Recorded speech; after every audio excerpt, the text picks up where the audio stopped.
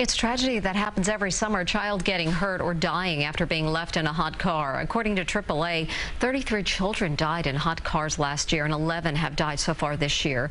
We hope to prevent even one more tragedy with this next conversation. Joining us now is Robert Sinclair from AAA Northeast. Thanks for being here with us.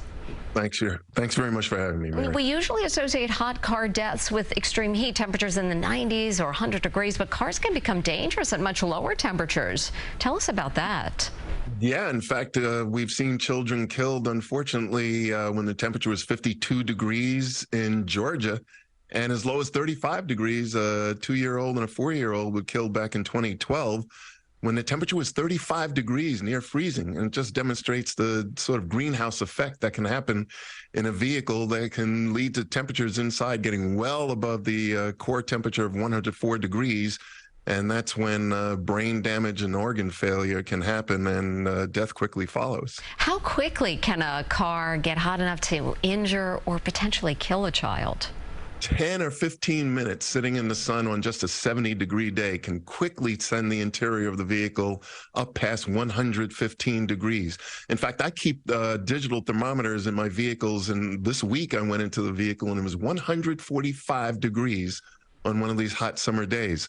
So it's very quickly that the heat comes in, but it has no way of escaping from the vehicle. It heats up the dashboard, the seats, the interior surfaces, and very quickly that vehicle can become an oven. And more than half of hot car incidents happen because a caregiver forgot a child was in the car. What are some ways parents can remember to check the back seat?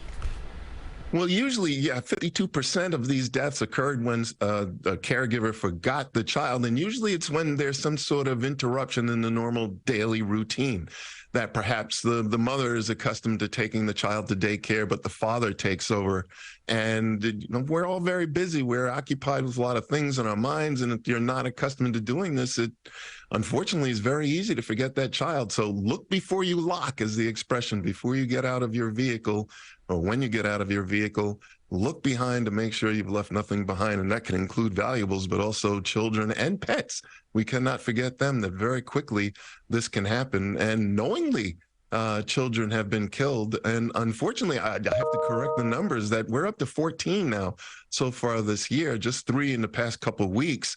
And the latest one in Florida happened when a parent knowingly left the child in the car, but they thought it would just be a quick errand.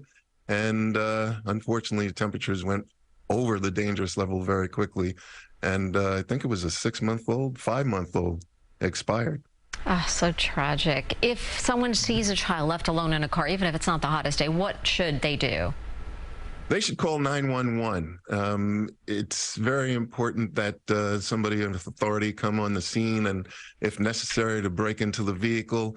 It's not usually recommended that a civilian would break into the vehicle. Sometimes we've heard stories of people holding blankets to prevent the sun from getting inside the vehicle.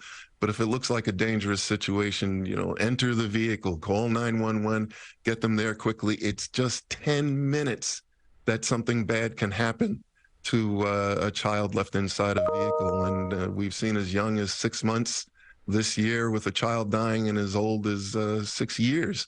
So it's something that can happen very, very quickly, and it happens more during the summer, but it can happen even in lower temperatures during the fall and winter. Robert Sinclair, AAA Northeast, thank you for your time. Appreciate it. Thanks very much for having me.